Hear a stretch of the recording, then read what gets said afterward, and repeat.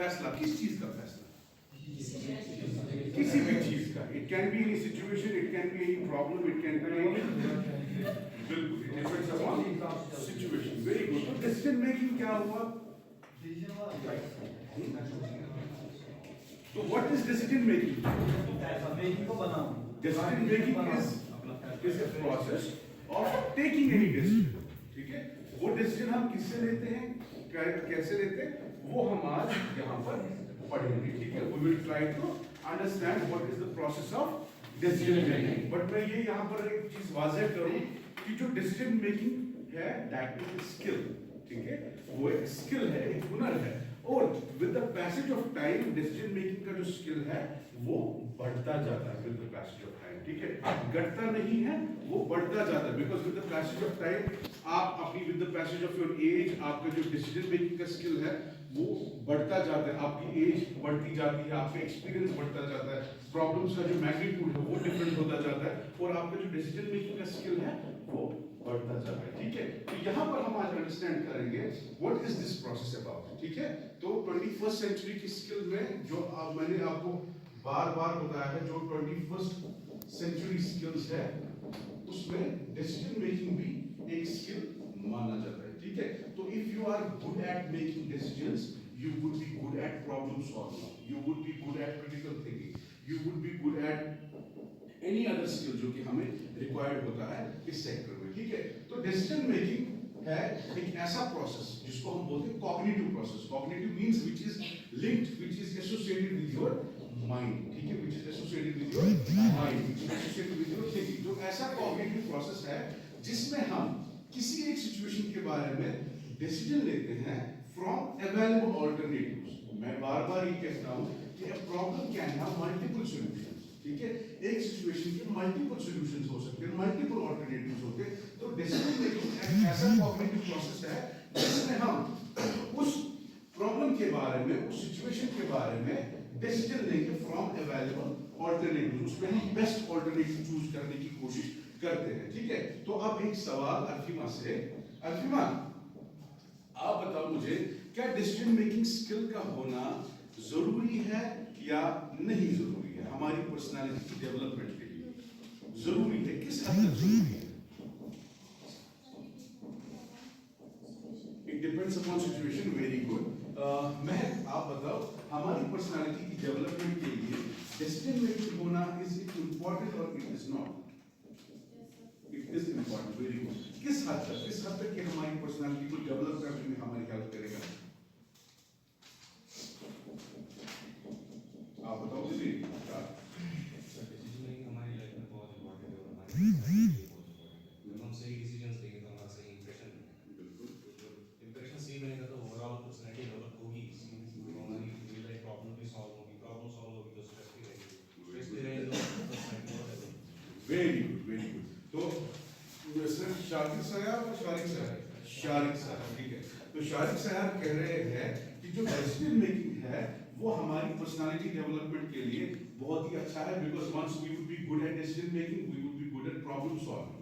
और जब हमारी प्रॉब्लम सॉल्व होगी तो we would be stress free. और स्ट्रेस फ्री होना हमारी पर्सनालिटी डेवलपमेंट के लिए बहुत ही फायदेमंद है. That is very good. ठीक है, तो क्या होता है डिसीजन मेकिंग? डिसीजन मेकिंग एक ऐसा कॉग्निटिव प्रोसेस है, ठीक है, जो हमें किसी एक चीज का डिसीजन लेने में हेल्प करता है फ्रॉम वेरियस अवेलेबल ऑल्टरनेटिव्स. ठीक है, फ्रॉम वेरियस अवेलेबल ऑप्शंस. ठीक है, तो यहाँ पर हम ये अंडरस्टैंड करने की कोशिश करेंगे जो हमारे पास ऑप्शंस है, क्या हम सारे ऑप्शंस चूज कर सकते हैं या हम एक बेस्ट ऑप्शन चूज कर सकते हैं? One best option. ठीक है, हम एक बेस्ट ऑप्शन चूज करते हैं. Let's take an example. ठीक है, एग्जांपल्स 2 में देता हूं बिकॉज़ एग्जांपल्स से we try to understand things much better. ठीक है, तो एग्जांपल अगर हम देखें, for example if you are going to purchase a phone.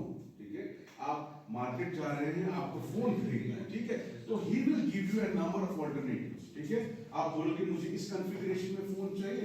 That person, that shopkeeper will give you a number of alternatives. ठीक है, और उस ऑल्टरनेटिव्स में आप देखोगे आपके बजट के अकॉर्डिंग क्या है. ठीक है, और उसमें से आप बेस्ट वाला चूज करोगे. ठीक है, दैट इज डिसीजन मेकिंग. ठीक है, या अगर आप कपड़े खरीदने जाते हैं, ठीक है, तो आप 4-5 चीजें उठा के ट्राई करते हो. Then you go to the trial room and you and you see कि मुझ पे कौन सा चीज फिट हो रहा है, मुझ पे कौन सा चीज बेटर जज रहा है, उसके बाद आप डिसीजन लेते हैं, ठीक है।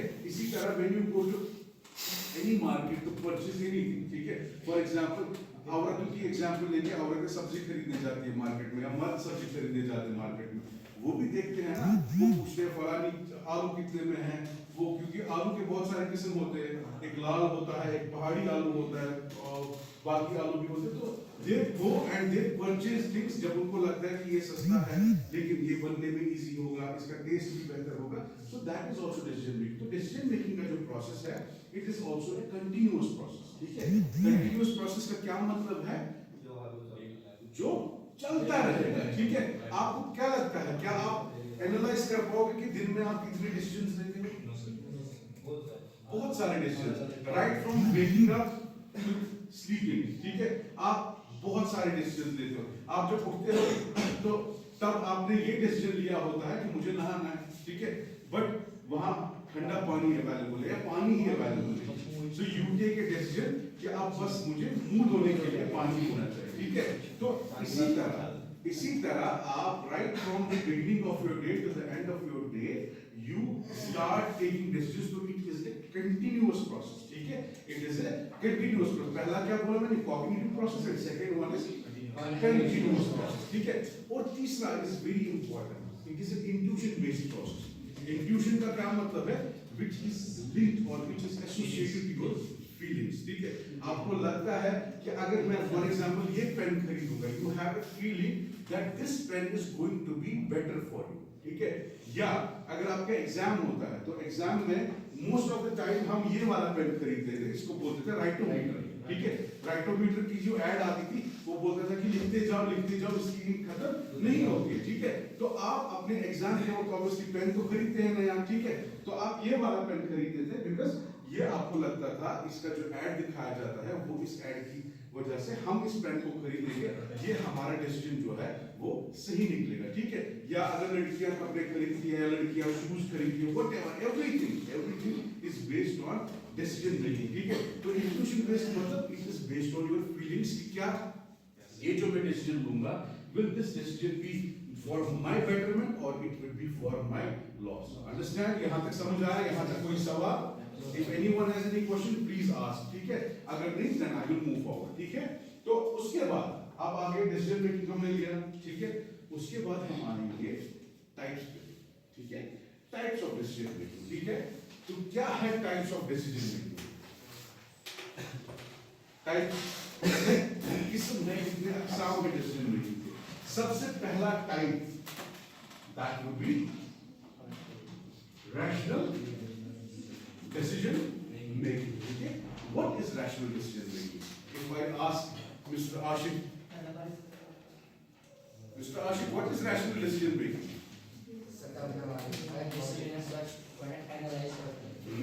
On the basis of what are analyzed? Mudassir, what is rational decision making?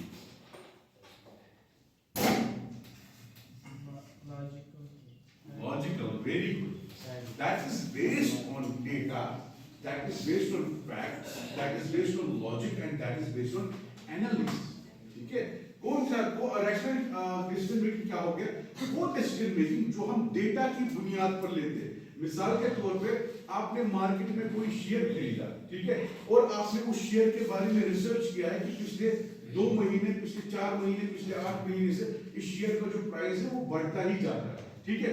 सो जब आप वो डिसीजन लोगे वो शेयर खरीदने का, that is rational decision making, because of data को एनालाइज करते हो, ठीक है। आप फैक्ट्स पे बिलीव करते हो। फॉर एग्जांपल आपने किसी ने स्कूटी खरीदी, ठीक है, या किसी ने गाड़ी खरीदी, किसी ने बोला, मेरे दोस्त ने बोला कि भाई ये जो गाड़ी है या ये जो स्कूटी, इसकी जो माइलेज है वो बहुत अच्छी है, ठीक है। तो मेरे दोस्त ने मुझे डेटा दिया या मुझे फैक्ट बोला कि मैं 1 लीटर पेट्रोल में मैं इसमें 20 किलोमीटर निकालता हूँ या 30 किलोमीटर निकालता हूँ। That is based on logic, that is based on facts, या जो हकीकत पर मबनी होगा, प्रैक्टिकलिटी पे जो मबनी होगा, that is known as rational decision making. क्या होता है? रैशनल डिसीजन मेकिंग, ठीक है। नंबर 2 होता है that is known as intuition और intuition based decision making. Intuition based decision making क्या हो गया? जो अभी मैंने कहा था That is based on feelings. Feelings और एक्सपीरियंस, ठीक है। अगर मेरा एक्सपीरियंस ये है कि ये जो रेड टेप का शूज मैंने पहना है, मुझे लगता है कि ये रेड टेप का शूज जो है वो बहुत ही बेहतर है, बिकॉज मुझे इसको पहनते हुए बहुत टाइम हो, ठीक है। This is my experience with red tape formal shoes के। ये जो शूज होते हैं ये बहुत अच्छे होते हैं, ठीक है। या मेरा एक्सपीरियंस ये है कि मैंने जो चश्मा पहना है, ये चश्मा मैं पिछले 2-3 साल से पहन रहा हूँ और इससे मुझे कोई दिक्कत भी नहीं होगी। That is based on experience, ठीक है। तो कल को जब मैं चश्मा नया खरीदने जाऊंगा तो I would prefer this one only, ठीक है। या अगर मैं जूता खरीदने जाऊंगा I would prefer this one only, ठीक है, बिकॉज़ इसकी क्वालिटी अच्छी है और मैंने इसको ऑलरेडी एक्सपीरियंस करा है, ठीक है। Do you agree on this? सही है। मैं पूछूं वापस, बताओ जी इंट्यूशन बेस्ड डिसीजन मेकिंग क्या होता है? बाय फीलिंग्स और एक्सपीरियंस। मुझे एक एग्जांपल बताओ इंट्यूशन बेस्ड डिसीजन मेकिंग की, just one example.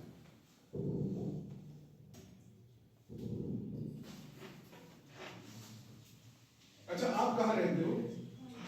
Kajipur. Kajipur में कितने बेकरी शॉप्स होंगे? बहुत सारे। आप वहां किस पर्टिकुलर बेकरी शॉप में जाते हो? एक ही, उसका क्या नाम है? Shaheen bakery. Very good. Shaheen bakery के पास आप क्यों जाते हैं? चुप करो।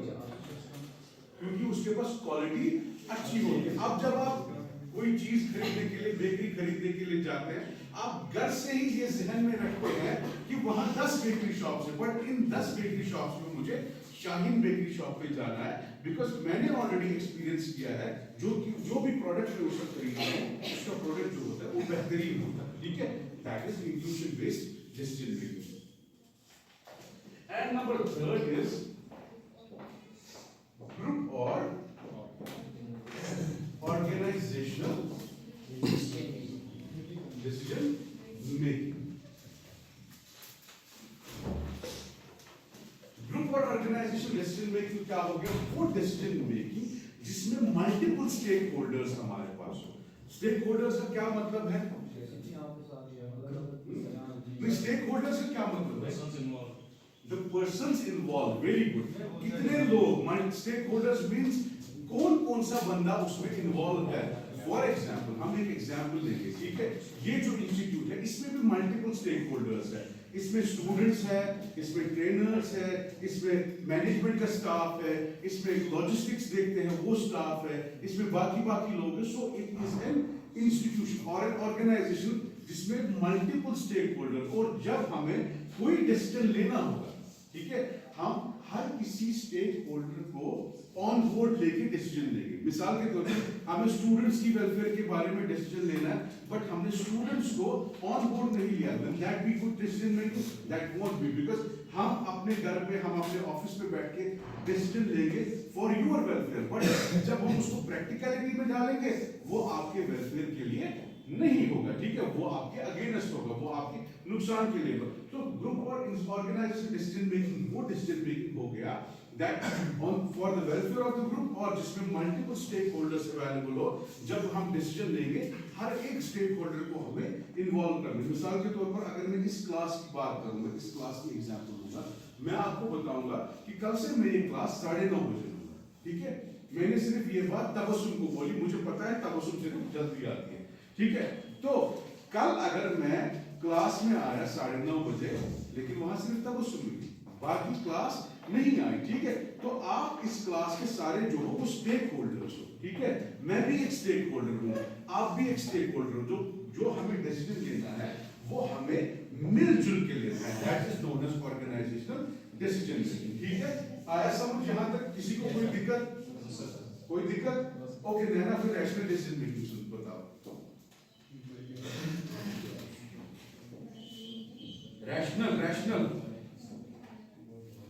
रैशनल वाला Abid, rational decision making that is based on logic, that is based on facts, that is based on data, that is based on facts. Very good.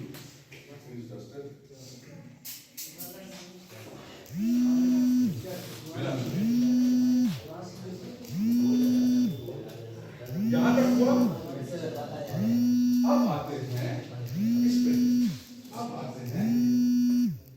Decision लेने के लिए क्या एक प्रोसेस होता है, क्या स्टेप्स होते हैं, क्या इकदाम होते हैं, क्या कदम होते हैं जिससे हम डिसीजन लेते हैं, उसको हम क्या बोलेंगे, स्टेप्स ऑफ डिसीजन मेकिंग और स्टेप्स इन डिसीजन मेकिंग। ठीक है, तो क्या हो सकता है सबसे पहला स्टेप?